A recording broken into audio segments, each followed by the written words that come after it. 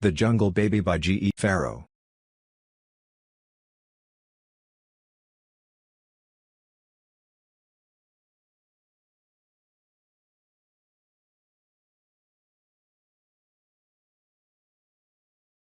There was once a little white babe. He had bright blue eyes and golden curls, and he had a black eye for his nurse.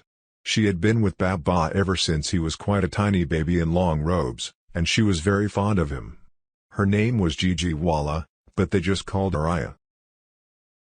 Baba's father was an English officer in India, and they lived in a beautiful white house on the Simla Hills, with a big veranda running all around it.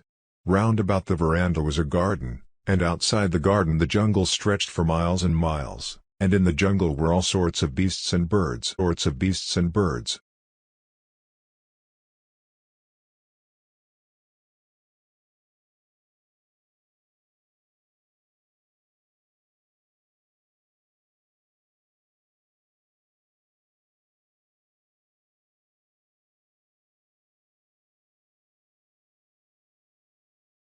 Little Baba used pets, Moo Moo, the cat, and Woof Woof, the dog, and they both loved him very dearly.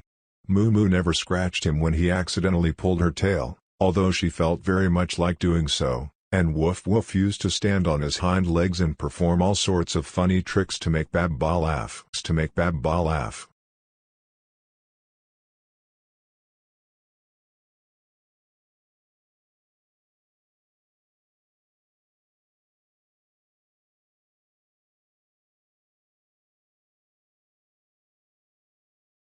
Every morning I breadcrumbs out to the little birds on the lawn, and they used to sit in the trees and watch for him, and sing about him till he came out of the house.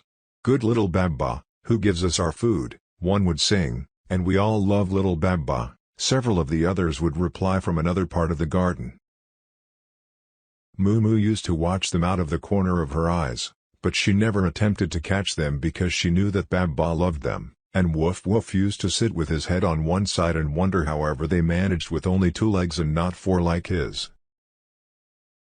But one day when Baba was feeding the birdies, the big snake Hudo, who lived in the garden, came creeping under the veranda and tried to catch some of the birds while they were eating, but Baba saw him and called out, "Go away, bad Hudo, go away." And his eye heard him and came running out to see what was the matter.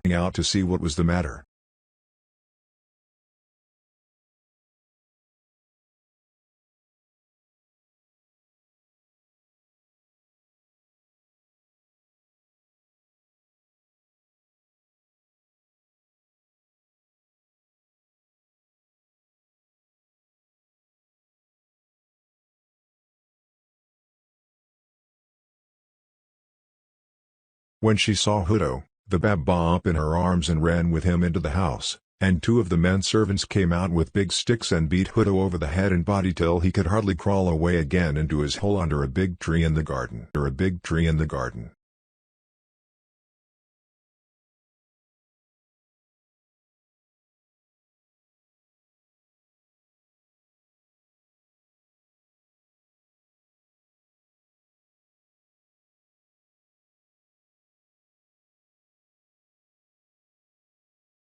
Now Hudo was very angry about all this, and he thought about it, and wondered how he could be revenged on little Baba, for he put all that had occurred down to him, and so one day, after he had got better, he went out into the jungle to see an old friend of his, Dig, the tiger, and talk the matter over with him.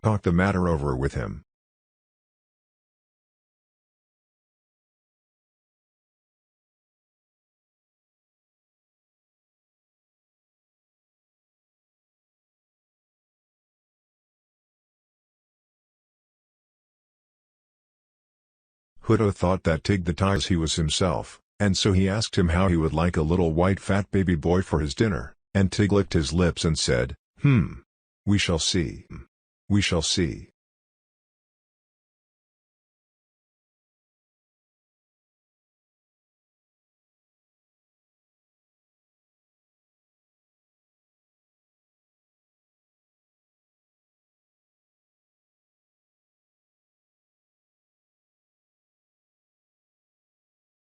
Then Hudo went further into the wolf. "How would you like a little fat white baby to eat?" asked Hodo, and Prowl, the wolf, licked his lips and said, "Ha!" And nothing else. And nothing else.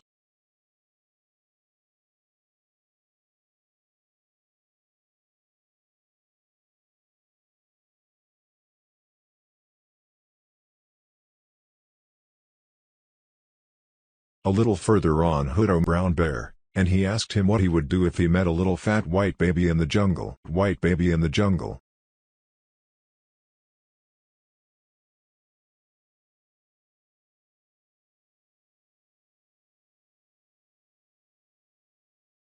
And Bloof stood up on himself and said, "Ook. Very nice indeed." And then Poondah, the big wild elephant, came crushing through the jungle, and Hodo had to scurry out of his way, so that he didn't get trampled upon.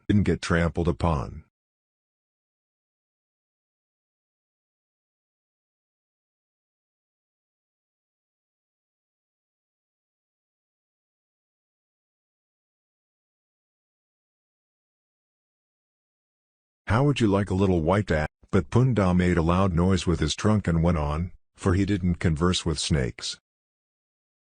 Nevertheless, Hodo was satisfied, for he said, "If Poondah would trample on me in passing, so he would on a little white baby if he were here," and his wicked black beady eyes were bright and he laughed maliciously.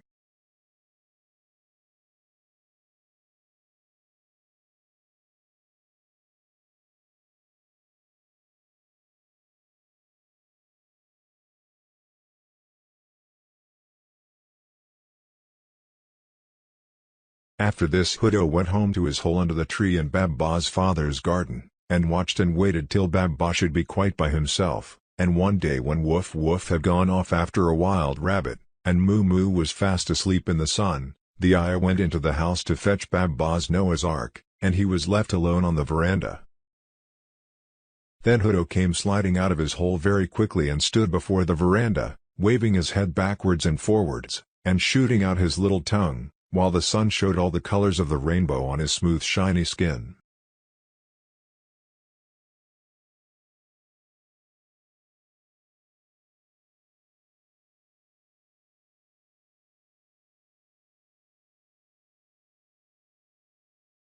"Oh, pretty Hodo, you're naughty. Go away." "No," said Hodo sweetly, "I'm not naughty, dear Babba, and I know where some such beautiful flowers grow. Come with me and I'll show you." "No," said Babba, shaking his head, but Hodo continued to look at him steadily, and presently Babba slid down from the veranda and came towards him. Then Hodo laughed and drew back quickly into the thick part of the garden, with Babba running after him.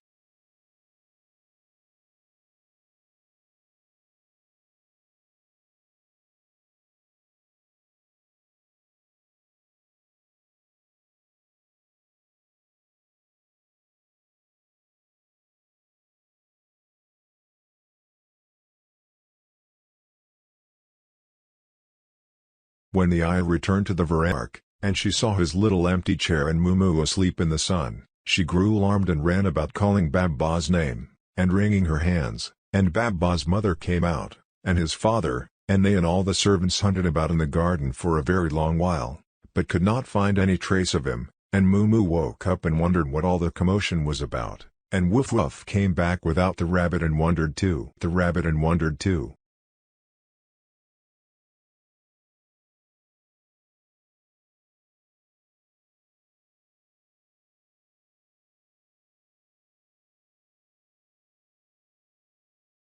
Woof Woof went over to where talked the matter over with her. While they were talking, some little birds overhead called out to them to attract their attention.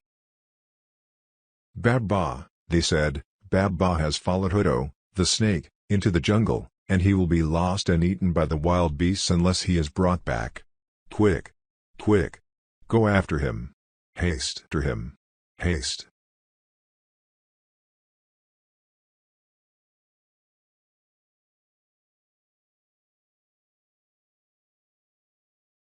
And so Woof Woof ran to them and tried to tell them. He ran backwards and forwards towards the jungle, and barked and tried to make them follow, but they wouldn't understand, And so at last he had to set out himself to try and find him.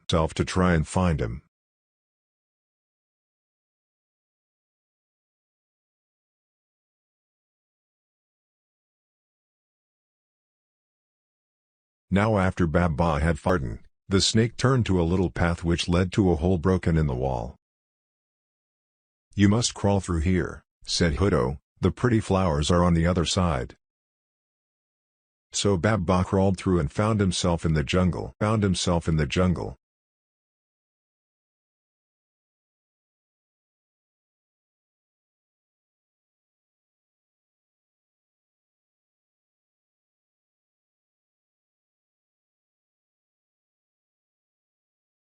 Further on. Every time Baba stopped to gather any, there are prettier ones further on. And so Baba went on and on till he came to where Tig the tiger lay asleep in the long grass. "Now's your time," whispered Hudo in his ear, "here's the little white baby for your dinner." And Tig sprang up with a roar.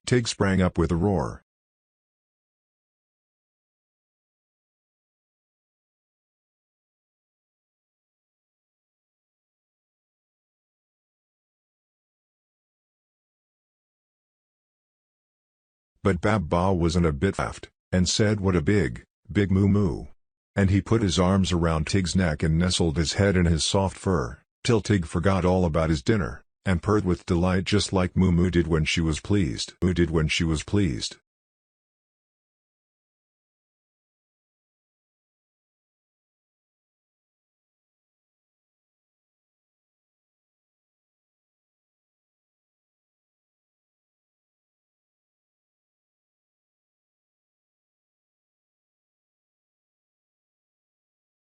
Hudo was very angry at Tig was making friends with Baba instead of eating him up. He called Baba to him and said, "Come, let us be going, or we shall be late home." And Baba kissed Tig, the tiger, and followed Hudo further into the jungle, till they met Prowl, the wolf. "Here's the little white baby," whispered Hudo. And Prowl said, "Ha!" and was going to spring upon him and eat him up.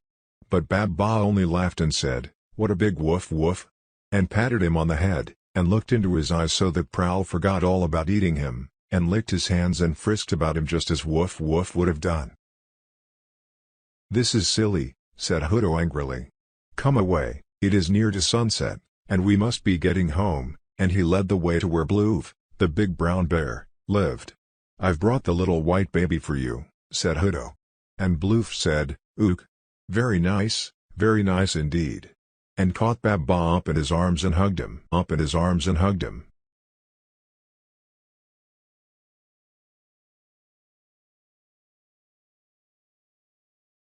"Just like my eye does." And he patted Bloof's cheeks and kissed him, so that Bloof didn't want to eat him at all, but only to hug him and keep him warm. Just then there was a loud trumpeting heard, and Bloof put Baba down to the ground, and Hudo slid off into the grass, hissing, "Now Poonda is coming and you will be trampled to death. Goodbye, little Baba, I hate you. Baba, I hate you."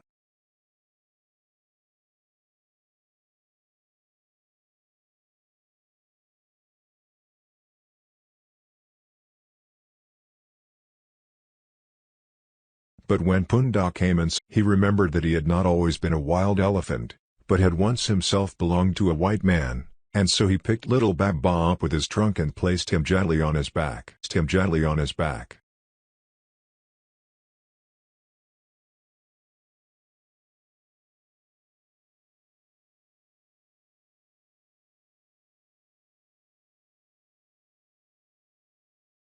And that's the position in which, when at last he had understood Woof Woof's barking, and had followed him into the jungle, accompanied by some native servants armed with guns and sticks, Woof Woof traced the little boy by his scent, till they came upon him riding on Poonda's back.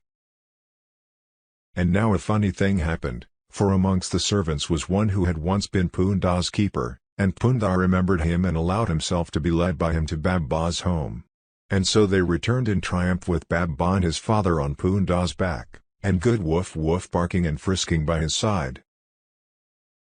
The wicked Hudo was justly punished, for just as he was going into his hole under the tree, he met an old enemy of his, Tiv, the mongoose, and the two fought for a long while, till at last Hodo was exhausted and stretched himself out and died, while little Tiv sat up and rubbed his paws together to clean them, and then skipped off to his new little home under Babba's veranda, where he still lives to keep away any other wicked snakes from harming him.